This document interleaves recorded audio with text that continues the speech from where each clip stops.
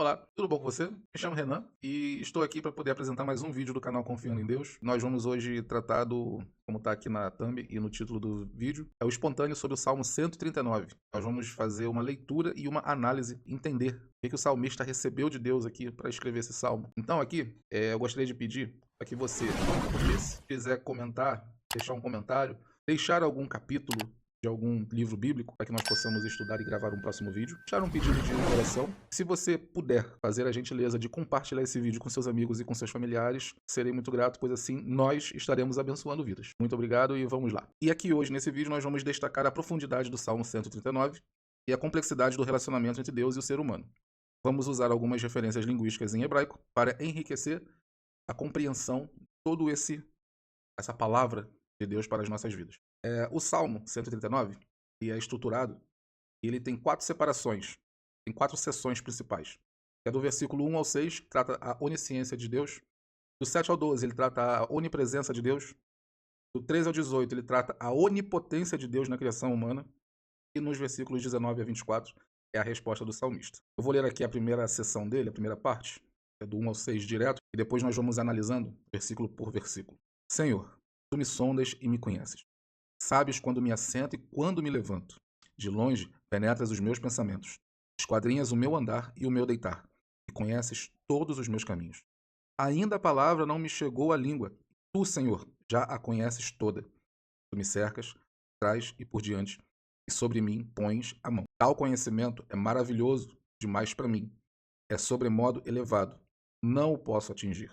No verso 1, Davi trata assim: Senhor, tu me sondas e me conheces. A palavra hebraica aqui para sondas é shakar, que implica uma investigação minuciosa. Davi aqui ele reconhece que Deus não só vê as suas ações, mas também conhece os seus pensamentos e intenções mais íntimos. No verso 2, sabes quando me sento e quando me levanto. De longe penetras os meus pensamentos. Aqui a gente começa com um verbo, yada.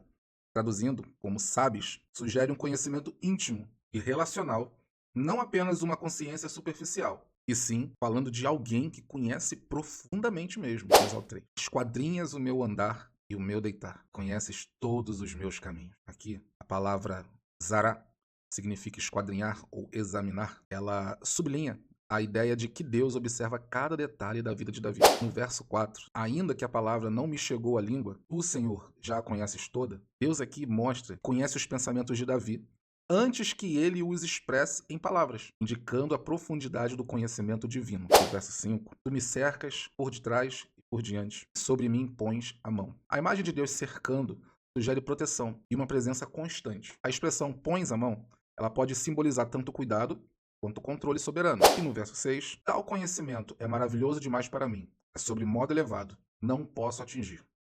Davi está maravilhado com a imensidão do conhecimento de Deus, reconhecendo sua própria limitação em compreender plenamente essa realidade. O 1:6 aqui fica muito claro que o Senhor, nosso Deus soberano, ele não só conheceu a Davi, como ele também conhece a nós. Esse salmo não é somente para Davi, se aplica à sua vida, se aplica à minha vida, e se aplica a todos aqueles que são filhos de Deus. Agora vamos para a segunda parte, que fala assim, do 7 ao 12. Para onde me ausentarei do teu espírito? Para onde fugirei da tua face? Se subo aos céus, lá estás. Se faço a minha cama no mais profundo do abismo, lá estás também. Se tomo as asas da alvorada e me detenho nos confins dos mares, ainda lá me haverá de guiar a tua mão, e a tua destra me susterá. Se eu digo, as trevas, com efeito me encobrirão, e a luz ao redor de mim se fará noite, até as próprias trevas não te serão escuras. As trevas e a luz são a mesma coisa. Do 7 ao 12, a gente vai tratar a onipresença de Deus. Do 1 ao 6, a gente tratou a onisciência de Deus. É Deus estar ciente, Deus sabe de todas as coisas. Nada passa em branco, nada passa em vão, sem que ele saiba. E no 7 ao 12 a gente vai tratar a onipresença de Deus. Verso 7. Para onde me irei do teu espírito? Ou para onde fugirei da tua face? Davi reconhece que não há lugar onde ele possa escapar da presença de Deus. A palavra traduzida aqui no hebraico, espírito, é ruach ou ruach, também pode ser entendida como vento ou sopro, indicando a presença ativa de Deus em todo o lugar. Nosso oxigênio, o ar que nós respiramos, Davi indica que Deus, nada escapa de Deus, pode estar presente em todo lugar. Para onde me irei do teu espírito? Ou para onde fugirei da tua face? Senhor, como eu posso fugir se tu estás ali, como vento, como sopro? Não há como, né? O verso 8 fala assim: se subo aos céus, lá estás. Se faço a minha cama no mais profundo abismo, lá estás também. Mesmo nos extremos do universo, do céu ao Sheol, que é o mundo dos mortos, A presença de Deus é inescapável. No verso 9, se tomo as asas da alvorada ou me detenho nos confins dos mares, a expressão aqui usada, asas da alvorada, sugere a rapidez e a distância que o nascer do sol pode cobrir, ilustrando que mesmo nos lugares mais distantes, Deus está presente. No verso 10, ainda lá me haverá de guiar a tua mão, e a tua destra me susterá. A mão direita de Deus, ou Yad, é frequentemente associada à força, à capacidade de sustentar e guiar. No verso 11, se eu digo, as trevas com efeito me encobrirão, e a luz ao redor de mim se fará noite, Davi aqui ele considera a possibilidade de se esconder na escuridão, mas reconhece que até na escuridão não é possível se esconder de Deus. No verso 12, até as próprias trevas não te serão escuras. As trevas e a luz são a mesma coisa. Para Deus não há diferença entre luz e trevas. Sua percepção não é limitada pela ausência de luz física como é a nossa. Como se esconder? O que querer se esconder? Aqui nessa terceira parte, a gente trata a onipotência de Deus na criação humana. E é dos versículos 13 ao 18. A gente trata sobre esse tema. Olha como abrange bem aqui, como Davi é perfeccionista no seu salmo e escreve muito bem. Pois tu formaste o meu interior. Tu me teceste no seio de minha mãe. Graças te dou, visto que por modo assombrosamente maravilhoso me formaste. As tuas obras são admiráveis, e a minha alma o sabe muito bem. Os meus ossos não te foram encobertos, quando no oculto fui formado e entretecido como nas profundezas da terra. Os teus olhos me viram a substância ainda informe, e no teu livro foram escritos todos os meus dias, cada um deles escrito e determinado, quando nem um deles havia ainda. Que preciosos para mim, ó Deus, são os teus pensamentos, e como é grande a soma deles. Se os contasse, excedem os grãos de areia, contaria, sem jamais chegar ao fim. Aqui no versículo 13, ele fala assim, pois tu formaste o meu interior, tu me teceste no ventre de minha mãe. O verbo aqui, para formaste, é kaná, ou kyaná, em hebraico. Ele sugere uma criação cuidadosa e intencional. Deus é o criador íntimo de cada ser humano, desde seu início. No versículo 14, graças te dou, visto que, por modo assombrosamente maravilhoso, me formaste. Maravilhosas são as tuas obras, e a minha alma o sabe muito bem. Davi aqui ele louva, ele expressa louvor pela complexidade e beleza da criação humana, reconhecendo a obra maravilhosa de Deus, quão complexo é. No versículo 15, os meus ossos não te foram encobertos, quando no oculto fui formado, e entretecido como nas profundezas da terra. Aqui, a palavra que a gente destaca é o entretecido. No hebraico é rakan, ou rakan. Ele sugere a complexidade da formação humana, comparada a uma obra de bordado feita em segredo. Muitos detalhes, né? No versículo 16, os teus olhos me viram a substância ainda informe.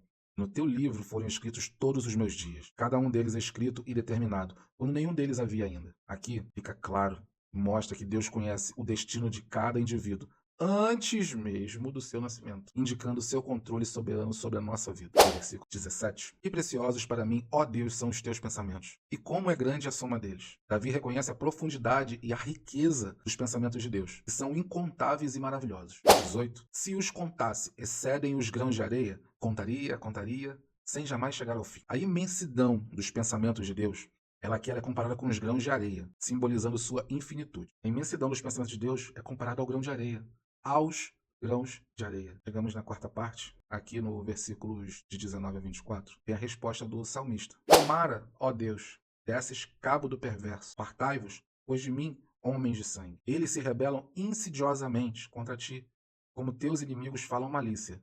Não aborreço eu, Senhor, os que te aborrecem? Eu não abomino os que contra ti se levantam? Aborreço-os com ódio consumado. Para mim são inimigos de fato. Sonda-me, ó Deus, e conhece o meu coração. Prova-me e conhece os meus pensamentos. Vê se há em mim algum caminho mau. Guia-me pelo caminho certo. No versículo 19, começar por ele, algumas versões vão estar lá. Oxalá fizesses morrer o perverso. É tomara. Tomara fizesses morrer o perverso. Ó Deus, partai-vos, pois de mim, homens de sangue. Davi pede a Deus para lidar com os ímpios, mostrando sua confiança na justiça divina. Davi pega e pede a Deus para que ele cuide dos ímpios, e ele não suje as suas mãos. No 20, ele escreve assim, eles se rebelam contra ti malignamente. Contra ti falam com mais intenções. Os inimigos de Davi são descritos como aqueles que se opõem a Deus com maldade. Quando ele entregou no 19, e aqui no 20 ele descreve, é claro que a nossa guerra não é contra a carne, sim, a guerra espiritual. E Davi entrega para que Deus cuide, que ele resolva. Entrega o teu caminho ao Senhor, lá no Salmo 37:5. Entrega o teu caminho ao Senhor, confia nele, e o mais ele fará. Davi aqui testemunha isso também. No versículo 21, não aborreço eu, Senhor, os que te aborrecem, e não abomino os que contra ti se levantam, Davi expressa o seu zelo por Deus aqui. Ele alinha os seus sentimentos com os de Deus contra os ímpios. Senhor, eu não concordo.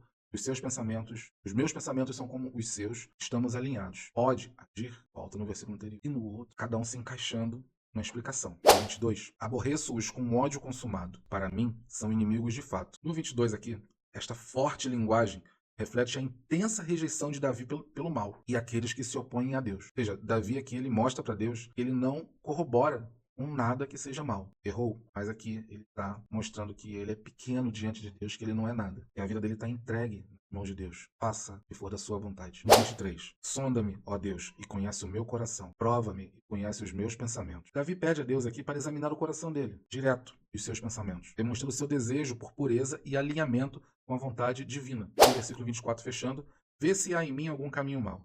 Guia-me pelo caminho eterno. Davi busca a orientação de Deus para permanecer no caminho da justiça e vida eterna. Concluímos aqui a leitura espontânea do Salmo 139. Uma leitura muito mais analisada, e aqui a gente destacou a proximidade íntima de Deus para cada indivíduo. Não era só para Davi, como eu falei lá em cima. Era para nós também. Revelando a sua onisciência, onipresença e onipotência. Davi aqui expressou a admiração e humildade diante do conhecimento e do poder de Deus, enquanto também buscava sua justiça divina contra os ímpios. Esse salmo, ele é muito completo. Quando você detalha cada versículo, você vê como ele é lindo, como Deus é maravilhoso para nós. Você já tinha parado para pensar dessa forma e analisado desta forma esse salmo? As nossas vidas estão todas nas mãos de Deus. Tudo está descrito e escrito por Ele antes mesmo de nós nascermos. Fique com Deus. Deixa aqui abaixo seus comentários, pedido de algum capítulo, livro bíblico, alguma coisa específica, algum pedido de oração. Nós temos uma playlist nova